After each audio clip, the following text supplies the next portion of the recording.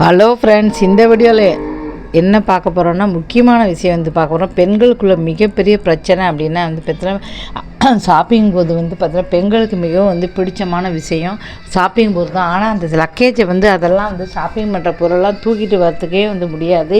இதனாலே நிறைய பேர் பார்த்தீங்கன்னா சண்டே தான் பண்ண வேண்டியதாக அவசியமாக இருக்குது. ஏன்னா மிச்ச நாளே சண்டேனா வீட்டுக்காரர் இருப்பார். அப்போ அந்த ஷாப்பிங் பொருளெல்லாம் நிறைய தூக்கிட்டு வரணும் அப்படிங்கும்போது கணவரை நீங்கள் தூக்கிட்டு வாங்கன்னு கணவர் மூலியமாக சேர்ந்து சாதாரண நாளில் ஷாப்பிங் போகணும் அப்படின்னாலும் போக முடியாது. ரொம்ப ரொம்ப கஷ்டமான விஷயம்.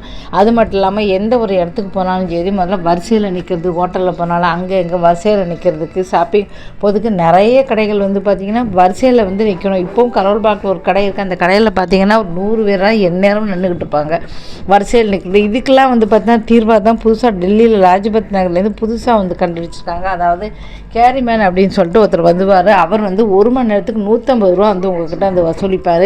அதாவது நீங்கள் எங்கேயாவது சாப்பிட போகிறது, ஷாப்பிங் போகிறதுக்கு போகணும், வரிசையில் நிற்கணும் அப்படின்னா அவர் உங்களுக்கு பதிலாக நிற்பார். அது மட்டும் இல்லாமல் ஷாப்பிங் போயிட்டு இந்த பையெல்லாம் நீங்கள் அவர்கிட்ட கொடுத்தா அவர் உங்களுக்கு தூக்கிட்டு வருவார். இப்படி உங்களுக்கு உதவி பண்ணுவார். இதை பார்த்தீங்கன்னா பெண்கள்கிட்ட ரொம்ப ஒரு வரவேற்பு ஆரம்பிச்சிருக்கு சொல்லலாம். இப்போ டெல்லி கிட்ட தான் ஆரம்பிச்சிருக்காங்க. ஏன்னா டெல்லி மாதிரி சிட்டியில் நிறைய பேர் வருவாங்க, ஷாப்பிங் பண்ணிக்கிட்டே இருப்பாங்க.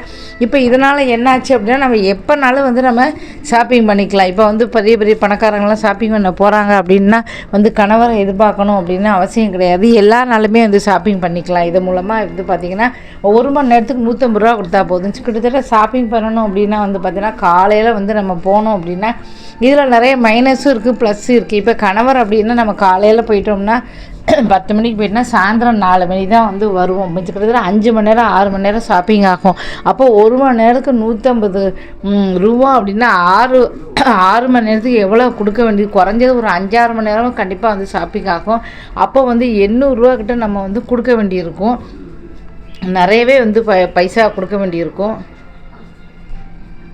இப்போ அதே பார்த்திங்கன்னா 5-6 மணி நேரம் பார்த்திங்கன்னா 800 ரூபா 900 ரூபா நம்ம கொடுக்க வேண்டியிருக்கு. ஒரு 5 மணி நேரம் எடுத்தால் கூட 600 750 ரூபா கொடுக்க வேண்டியிருக்கும். குறைஞ்சது 5 மணி நேரம் 6 மணி நேரம் கொடுக்க வேண்டியிருக்கு. இதே கணவராக இருந்தால் நம்ம 5 பைசா கொடுக்க வேண்டியதில்லை.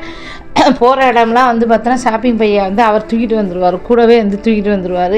இதில் நிறைய பேர் ஒரு மைனஸும் இருக்குது, ப்ளஸ்ஸும் இருக்குது. ஆனால் நமக்கு காசு போகாது. கணவராக இருந்தால் கண்டிப்பாக அந்த காசும் நமக்கு மிச்சம்தான். அதுவும் இல்லாமல் அவர் எங்கேனாலும் தூக்கிட்டு வந்துடுவார் அப்படிங்கிறாங்க. இது இப்போ ஒரு ட்ரெண்டிங்காக போய்கிட்டு இருக்குது. இதில் பழைய நன்மைகள் இருக்குது. அப்போ நிறைய பேர் சொல்லிகிட்டு இருக்காங்க, ஐயோ அப்படியா அப்படி இன்னுமே கணவன்மார்களுக்கு வேலையே கிடையாது, அந்த கேரிமேனை கூட்டிகிட்டு போய் எடுத்துகிட்டு போயிடுவாங்க, நமக்கு கடவுளாக பார்த்து ஒரு பெரிய இது நமக்கு ஒரு பெரிய விடுதலை கிடச்சிருச்சு அப்படின்னு சொல்லி நிறைய பேர் சந்தோஷப்படுறாங்க. நிறைய பேர் என்ன சொல்கிறாங்கன்னா, விடுதலை கிடச்சிருச்சு பரவாயில்ல, நம்ம ஷாப்பிங் போனால் பையை தூக்கிட்டு வந்திருப்போம். இப்போ அவங்க காலையில் போனால் சாயந்தரம் தான் வருவாங்க. கிட்டத்தட்ட அவங்க 10 மணி நேரம் ஆயிடுச்சுன்னா 1500 ரூபா நம்ம தான் பே பண்ணணும். அதுக்கு அதையும் சேர்த்து இருக்கிற செலவு காணாது இவங்களுக்கு ஷாப்பிங் போட்டு இப்போ இதுக்கும் சேர்த்து நம்ம செலவு பண்ண முடியுமா அப்படின்னு சொல்லி நிறைய பேர் சொல்கிறாங்க. இப்படி நன்மைகள் இருக்குது, தீன்மைகள் இருக்குது. இப்போ டெல்லியில் மட்டும்தான் ஆரம்பிச்சிருக்காங்க. இப்போ மக்கள்கிட்ட வரவேற்பு நல்லா இருந்துச்சு அப்படின்னா இந்தியா ஃபுல்லாக வந்துடும். இப்போ பார்த்தீங்கன்னா பெரிய பெரிய கோடீஸ்வரங்களுக்கு, பெரிய பிஸ்னஸ்மேன்களுக்கெலாம்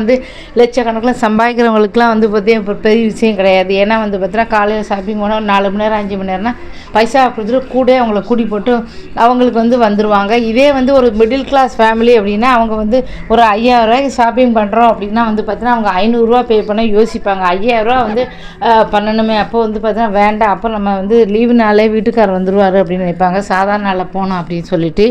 இதில் நிறைய நன்மைகள் இருக்குது, தீமைகள் இருக்குது அப்படின்னு சொல்லிட்டு தான் பார்த்தீங்கன்னா இருந்தாலும் இப்போ ட்ரெண்டிங்காக போய்கிட்டு இருக்கு. நிறைய பேர் கிண்டல் கேலியுமாக தான் போட்டுக்கிட்டு இருக்காங்க. எப்படி இருந்தாலும் சரி புதுசாக கண்டுபிடிச்சிருக்காங்க. ஏன்னா இப்போ பெரிய பிரச்சனையே அதான். எங்கே ஷாப்பிங் போனாலும் அதை தூக்கிட்டு வர முடியல. கொஞ்சம் தூரம் தூக்கிட்டு வந்தாலும் கொஞ்சம் தூரம் தான் நம்ம தூக்கிட்டு வர வேண்டியிருக்கு. ஏன்னா இப்போ ஊப்பர் ஊழா இப்படி நிறைய இருக்குது. நம்ம எங்கே போகிறோமோ அங்கே இப்போ பஜாருக்கு போகிறோன்னா அங்கே ஷாப்பிங் பண்ணுறோம், பஜார் வாசலே புக் பண்ணி வீட்டு வாசலே இறங்கிக்கலாம். வீட்டிலே ஏறி அதுக்குன்னு பார்த்திங்கன்னா இப்போ தூக்கிட்டு போகிறதுக்குன்னு ஒரு லைனில் நிற்கணும் அப்படிங்கிற நிறைய பேர் எரிச்சலுடைய விஷயம் அதுதான்.